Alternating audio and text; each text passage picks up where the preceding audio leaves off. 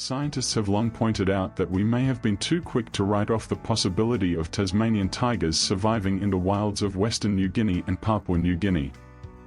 The argument is that the island where these two countries are located is undoubtedly one of the most remote, unspoilt, wild, and primitive places in the world, about whose nature we know remarkably little.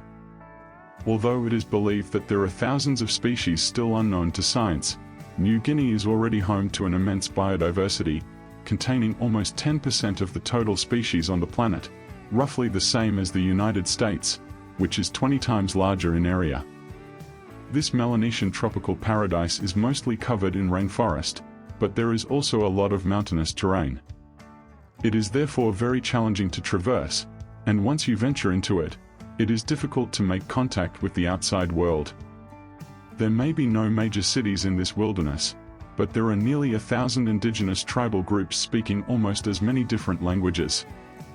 It is estimated that there are at least 40 tribes that have never had any contact with modern civilization. We know from experience that these people are very suspicious of newcomers and can react violently when they encounter explorers.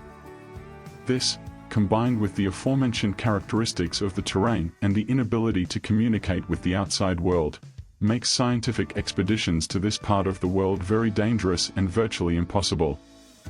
As a result, large parts of New Guinea remain completely unexplored. It is not inconceivable that the Tasmanian tiger has been successfully hiding there for several millennia, while we thought it was extinct, unable to compete with the ancestor of the dingo. But we should know that in New Guinea, a different lineage to the modern Australian dingo evolved from introduced dogs. They are called New Guinea singing dogs, or New Guinea Highland dogs. Not much is known about them, other than that they live in a harsh and remote environment between 3,900 and 4,200 meters above sea level, and that they vocalize in a truly unique way. Although, interestingly, they do have something in common with the Tasmanian tiger. They were declared extinct because no credible scientific evidence of their presence was reported for almost half a century. But in 2016, a team of biologists with hidden cameras finally succeeded to find and photograph a small surviving population. Then, in 2018, they managed to observe 18 dogs in the wild, studying their behavior, demographics, and morphology. The overall population is probably very small, and because they live so high in the highlands and are slightly smaller, less aggressive and timider than the Australian dingo, they may not have completely dominated the Tasmanian tigers in the past. If scientists have spent decades trying to rediscover the Highland singing dogs, which live in large packs and are so named because of their really loud calls, it seems quite understandable that they have simply not been able to find the silent marsupial, which lives alone or at most in pairs. Another animal example that gives us cause for optimism is a large terrestrial bird called the black-naped pheasant pigeon, which was thought to be extinct for 140 years until it was captured on a trail camera on one of the islands near the eastern tip of New Guinea, just a few years after the singing dogs. New Guinea may well be the next best hope for finding the Tasmanian tiger. Many of the villagers or local guides who can actually communicate with members of the indigenous tribes in their own language occasionally hear a story from them about the creature they called dobsegna, or striped dog.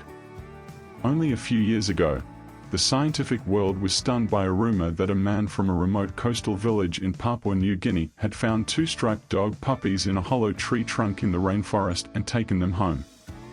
He wanted to domesticate them to help him hunt. Although one of the puppies was frightened to death and died soon after, he managed to raise the other for a year and brought it to semi-adulthood. As the man described his pet as having the characteristics of a Tasmanian tiger, scientists decided to investigate. But by the time they reached the village, another dog from the village had fought the alleged tiger and killed it. The owner then cooked and ate it. The disappointed researchers were left with a pile of charred and destroyed bones. Only the lower jawbone was in slightly better condition. Several experts have already looked at photographs of it and agree that it could be that of a Tasmanian tiger. If the villagers' account is true, it may seem like a huge missed opportunity from a scientific point of view, but let's just say, it's more of an incentive to keep digging.